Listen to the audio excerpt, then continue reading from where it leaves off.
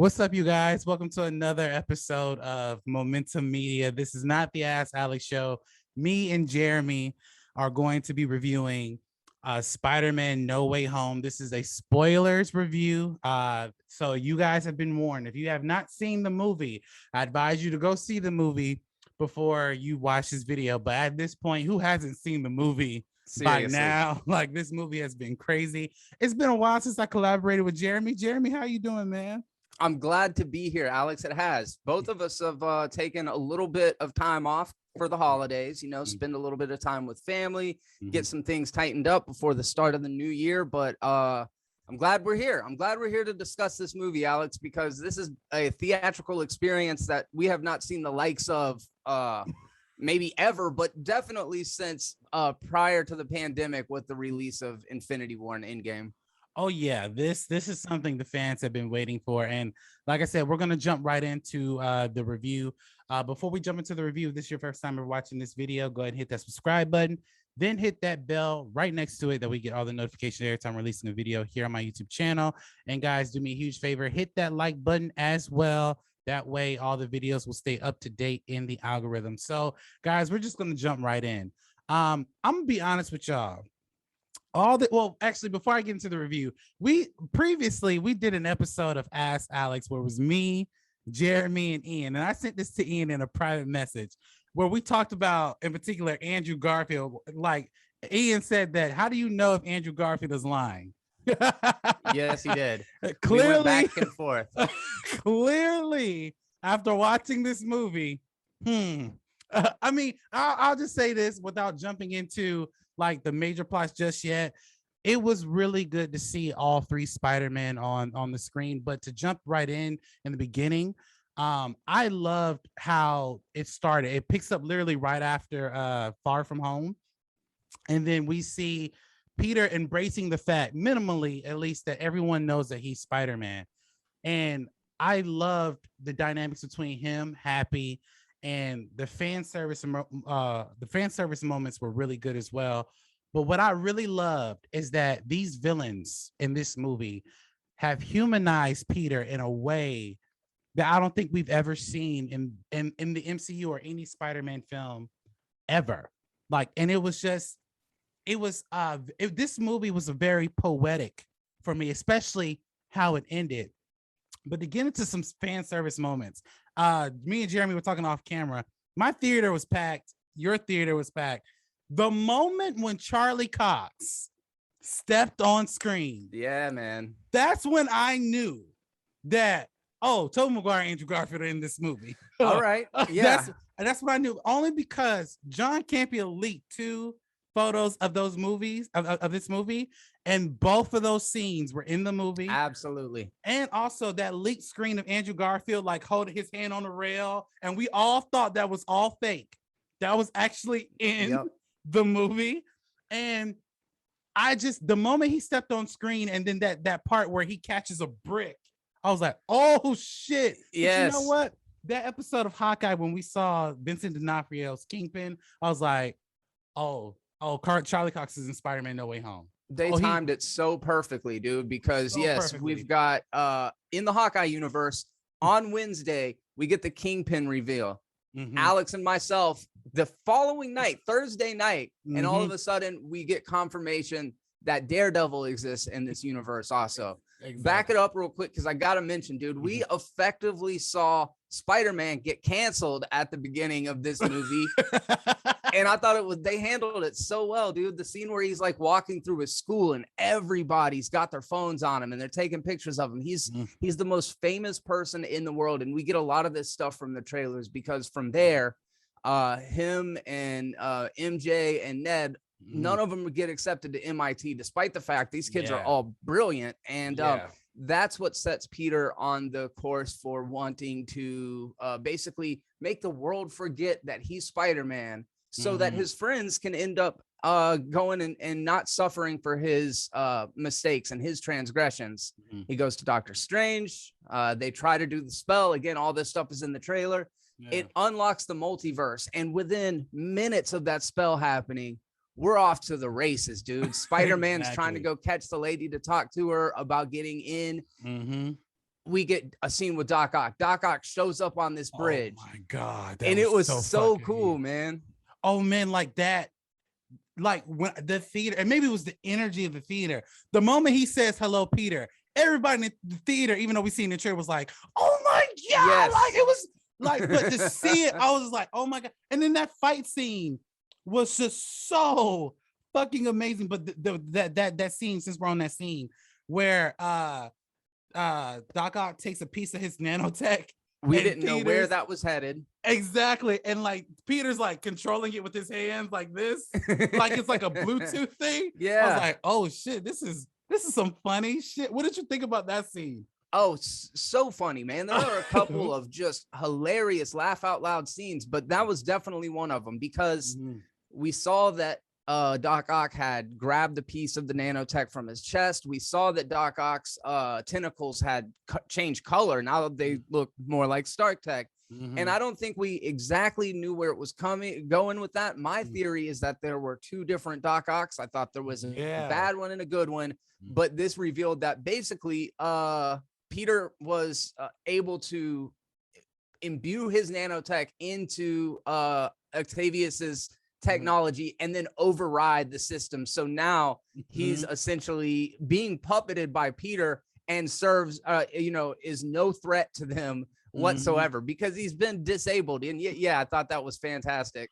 Yeah, like and then also which I felt like was a perfect tease moment, the moment where he saves the MIT lady and we see Green Goblin come through the smoke. I was like, oh shit. Yes. But the moment they pull him out, I was like, what the fuck? Like, I thought they were about to do battle. Like it was going to be like a 2 against 1 situation, but it paid off in the end because that's when Doctor Strange sets up like, okay, that moment where we see Lizard for the first time, where he appears. I jumped in the theater because I wasn't expecting it. I was like, oh shit. Yes. Like, I was just, what did you think about them being in that little sorcerer's prison in the film? So you touched on it up top. You mentioned how this is a story that humanizes all of the characters in it. And they're not villains in a traditional sense this time around because our Peter sees them a little bit differently due to Aunt May. Aunt May basically is like, these people need our help because Norman goes to her to the soup kitchen and basically is like, I'm lost, I'm confused, I don't know what's going on. So May tells Peter at that point, like, it's kind of up to you to help these people. If you send them back, they're going to die. And that's not what you stand for. So this isn't about Peter stopping the villains. This is about Peter helping the villains and changing them. And of course, there's this, because Doctor Strange is like, look, we're going to catch them all. We're going to send them back to their universe and they're going to die because that's what fate had in store for them. And Peter's the one that wants to kind of mess with this idea of fate. And obviously, Doctor Strange doesn't approve. It leads to some really great moments. Similarly to the Doc Ock scene with the tentacles is the scene where Peter gets punched out into the astral projection, but because he's got spider senses, he's still able to like dodge everything when Doctor Strange is trying to get this box back from him. But I really like the way they use Doctor Strange in this. And I thought the idea of, there are 5 very intimidating villains in this movie, but we're seeing them from a different perspective. And all of them kind of essentially have to team up in the second act, which was cool. Yeah. That second act where he's getting them all together and saying, hey, we can fix you. And Doctor Strange is like, no, we can't. Like, their fate is to die. That's in order to set the multiverse right. And I like what you said, like Aunt May was the one who was like, listen, that's not you. That's not you. The other variants, that's one thing, but that's not who you are. If anyone can fix this, it's you. And by the way, that soup kitchen you mentioned it's a place called Feast. In the comics, Spider-Man and his aunt volunteer there to help like homeless people and all the other different stuff. That's actually a big part of him going into college, where he does like work study and stuff like that. That was also a nugget for the PS4 Spider-Man game, because that was like one of the hubs of the game, Feast, where he went to go and volunteer, and one of the villains was born out of there as well. So it was cool that they mentioned that. A lot of fan service moments. I have to ask you though, how did you feel before we get into the major stuff? How did you feel when that moment where that Peter, he's having the spidey sense, he knows something is wrong, and he attacks Norman Osborn, and then they have that battle, and then he kills Aunt May. Like, what did you feel like? Were you crying? Like, there were people sitting next to me and my wife who were in tears. I was a little teared. I didn't cry, but I felt the emotion in the room. How did you feel in that moment with everything leading into it and then her eventually dying?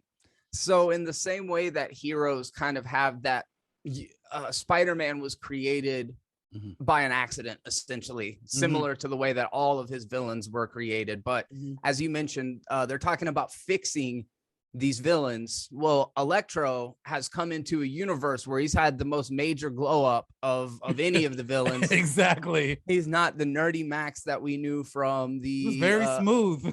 Yeah, absolutely. His power set is cooler. I really like the way they use him in this movie, but he starts to kind of panic. And then Norman's kind of goading them like, we don't need to be fixed. We've got all this power. We're gods. And so because of Norman kind of pushing them over the line, several of them break free. They decide they don't want to be fixed, so they go to do their villain shit, whatever that is, right? And it leads to a fight between Peter and Green Goblin. And in this movie, and I don't want to say they overpowered him, but man, Goblin was a beast in this movie. Yeah, I'm glad you said that, because if I remember correctly, in the original, I don't remember him being that strong. Like when we get towards the end of him and Tom fighting, I'm like, this should be a cakewalk for Tom, but he's struggling. But go ahead. I'm sorry. Yes, yeah. No, I agree. So this leads to the scene where May and Peter's defending May. Green Goblin ends up throwing one of his, he gets his glider, which he flies through, very reminiscent of the way he ends up dying in the first movie. He clips May with it. Peter watches May die. It's a great performance. Again, Tom Holland, he's really good at the acrobatics and all of that stuff, but ever since that first Spider-Man movie, we've seen that this kid can act. He can deliver the emotional scenes, and that scene was very well handled. We finally get to hear May say, with great power comes great responsibility. And we realize that this version of Spider-Man's origin story isn't Uncle Ben's death. And the way that impacts him, it is everything leading up to this moment where May dies. And that's what creates the Spider-Man that we know and love, which I love where this movie ends up. But we'll back it up to that particular scene, because this is where all of the major stuff starts to happen.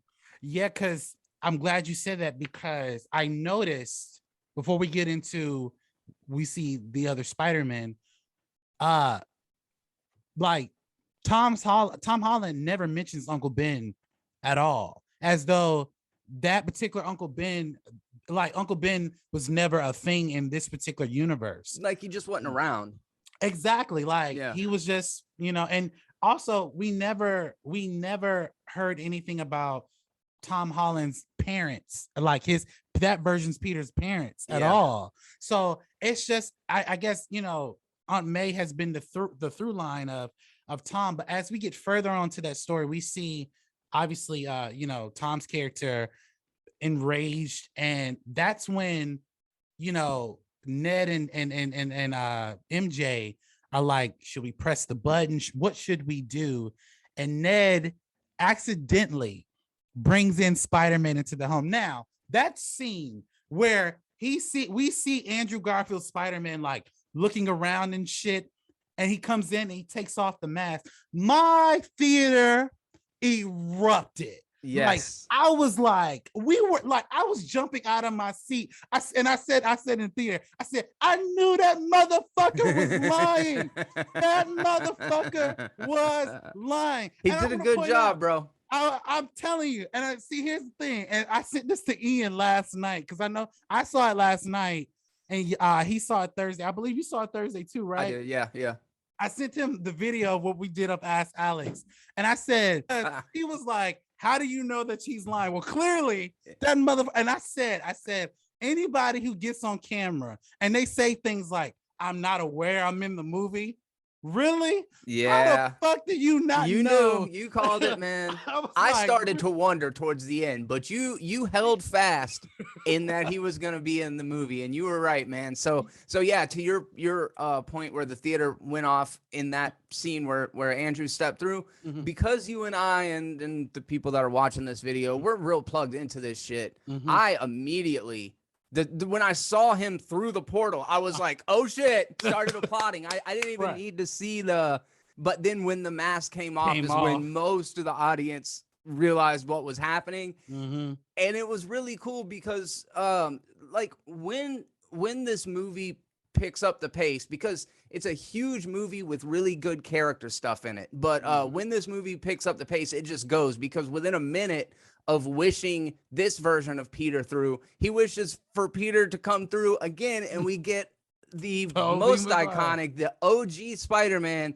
Tobey Maguire comes stepping through the portal just in his regular street clothes and are dressed like a youth pastor. I think is what they say, a cool youth pastor. But man, it was another moment where everybody just collectively's minds blown, right? Yeah, like everybody was just like, oh my God. Yes. Like, one girl that was sitting next to me, she was like, oh my God, they brought back Toby. And then when he walks in and somebody behind me was like, damn, he's old. I was like, and I was feeling the same thing too. I was like, man, he's mature. And you know what's funny?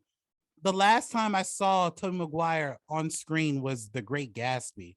Okay. It's been a while. It's been a while. Yeah. So when he walks in and they start talking, well, actually, before he walks in, where MJ's telling Andrew to prove that he's Spider-Man, he just jumps up and hangs from the wall. He was like, is this not enough evidence? Like, can you crawl and get the web? Like the scene that they set up was so amazing. Then when Toby walks in, again, the theater erupted.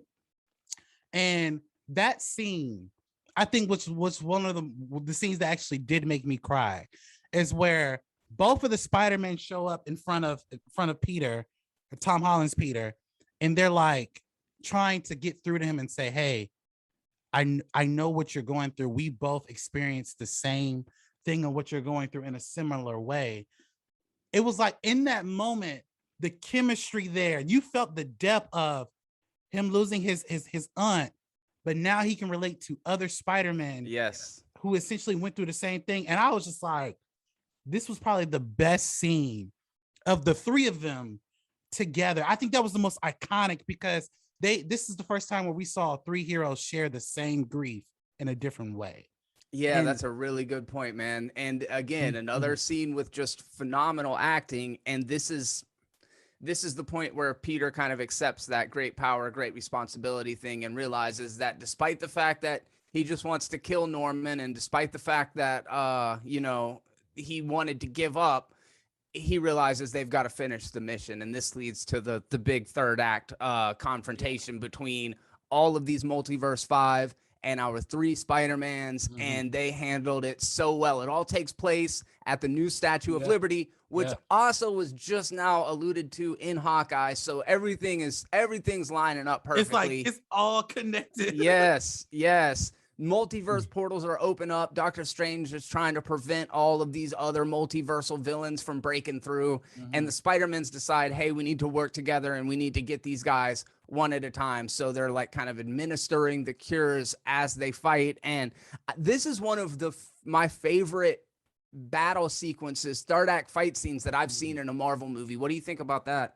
The battle scene was, oh my God. Like, because one, when they were planning ahead, like everything that lead up to it was so cool. Like how they were discussing their back histories in the lab. And then they finally get to that scene where they start fighting. There's an iconic moment where they're talking to one another and they're like, we don't know how to work with a team. Like this is the first time we see Toby and Andrew work with a team.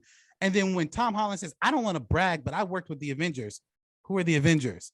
And like, for the people who don't know, these motherfuckers have nothing to do with the MCU at all. So people are like, what? Y'all do not know who the Avengers are.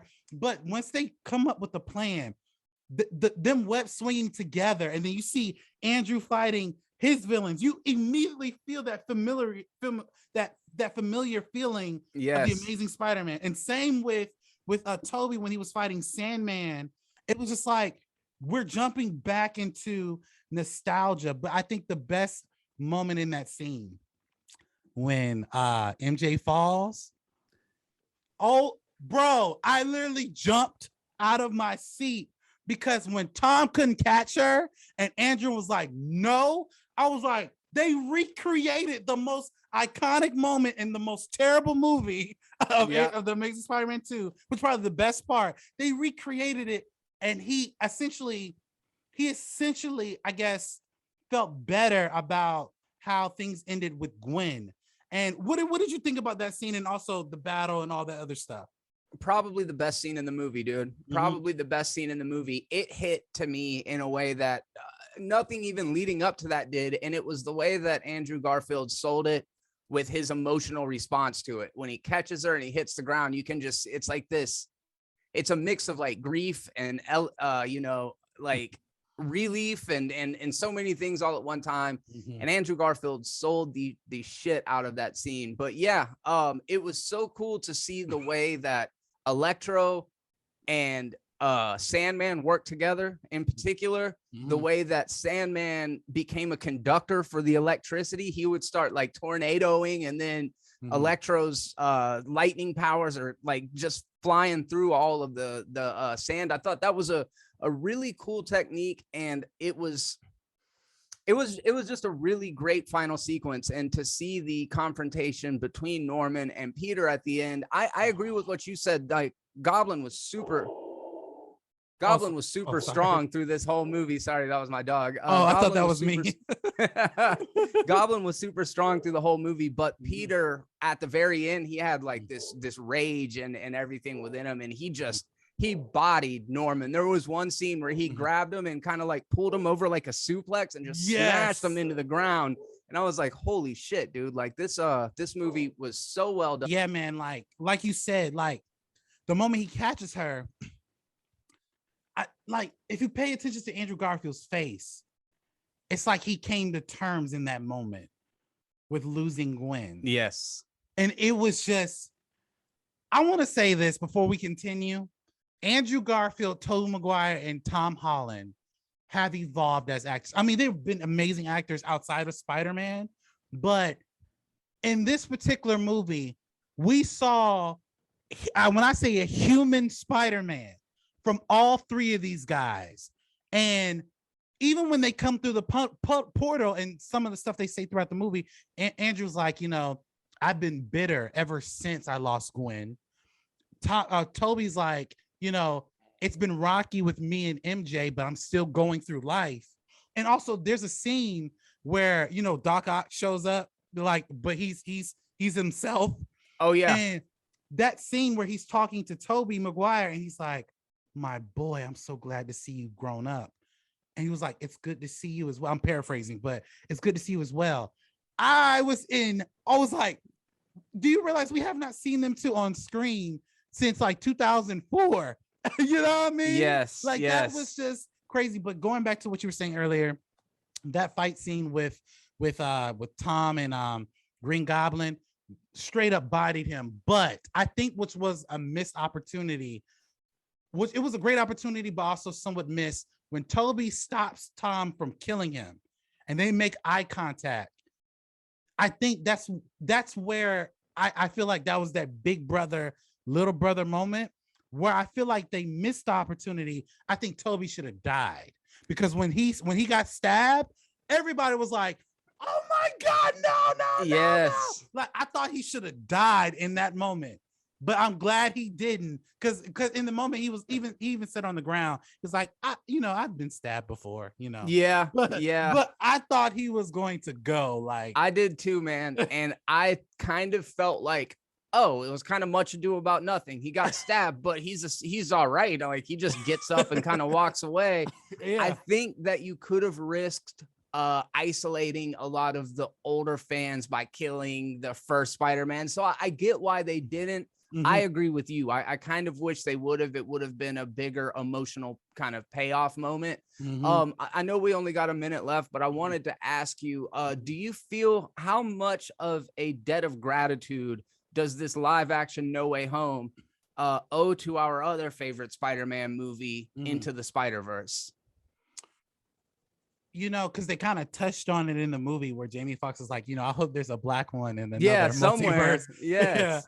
I think they took what worked from Spider-Verse and then they moved everything to live action, and in a way, it kind of complemented that movie. Like essentially, I want to say that the Spider-Verse was essentially a roadmap of how to tell No Way Home in a Peter-driven perspective, but it complements it and it shows a lot of gratitude that, okay, you have a Spider-Man who doesn't know how to deal with the multiverse, just like Miles.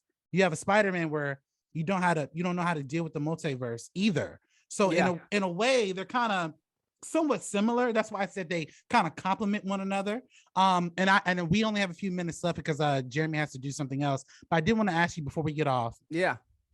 The final scene where I guess, Doctor Strange resets everything. My take on it is that, I thought the reason why I said it was a very poetic ending. Tom Holland is now in the MCU in a sense, but nobody knows who he is.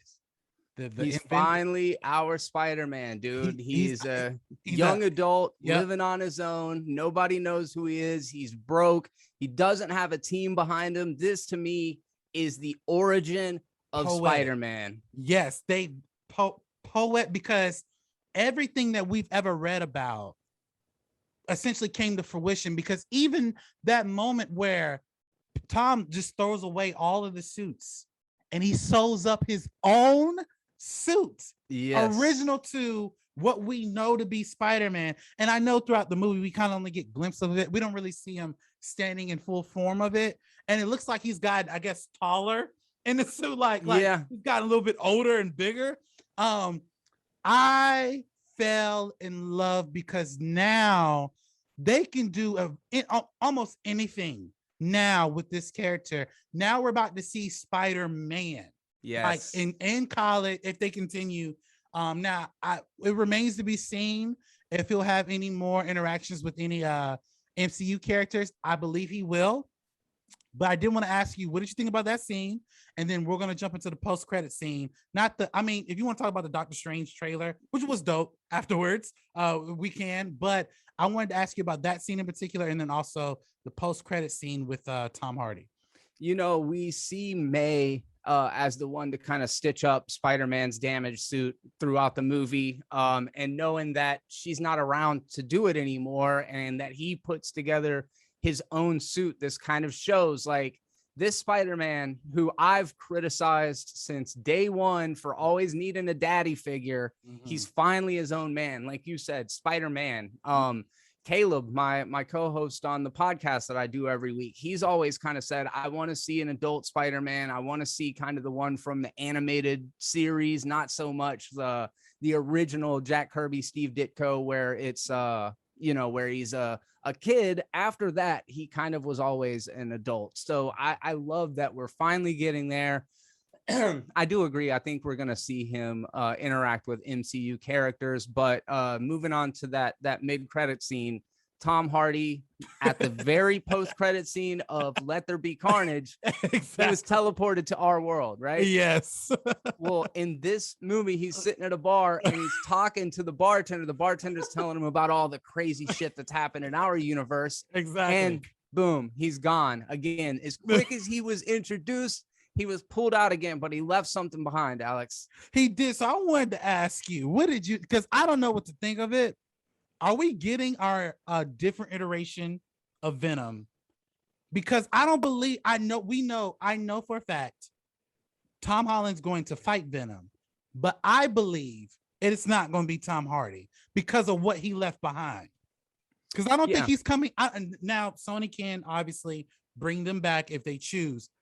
But what he left behind is a telltale thing of somebody's going to get the symbiote we don't know who though. It may be the MCU's version of Eddie Brock. So what did you think about that? I have a feeling the symbiote is going to Peter. I have a feeling that it was on a mission to get to him because we see the way that he reacts to Peter in the first one.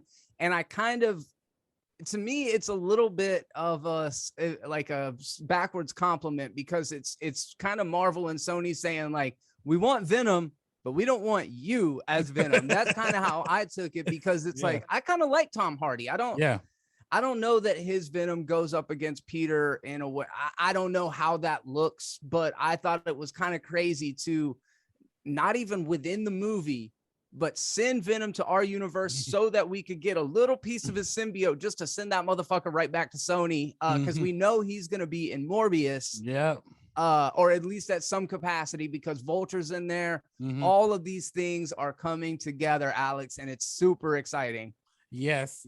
And that, I'm sorry, but that would have to do for our review. We kind of broke it down into pieces, but I think it's the best MCU movie. I think it's the best live action Spider-Man movie that we have gotten.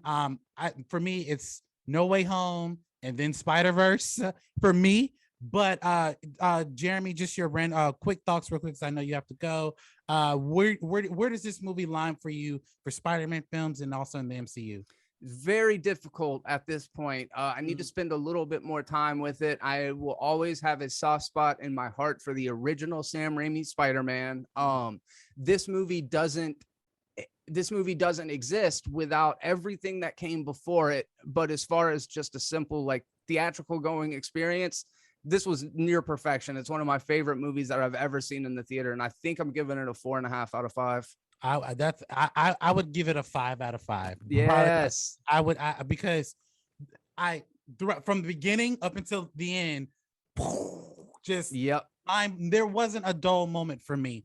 But Jeremy, I want to thank you for being on the show. Always a pleasure, my friend. Where can we find you real quick on YouTube and social media? Check out Movies Are Terrible on both Twitch and YouTube. And that's the most important things. You guys head over there, show me some love on Twitch if you haven't already. The channel's growing and doing pretty good over there. But also, I am always doing weekly Marvel related content on Movies Are Terrible on YouTube. Awesome. Thank you guys so much for watching this video. Please like, comment, and subscribe. And as always, you guys have a blessed day.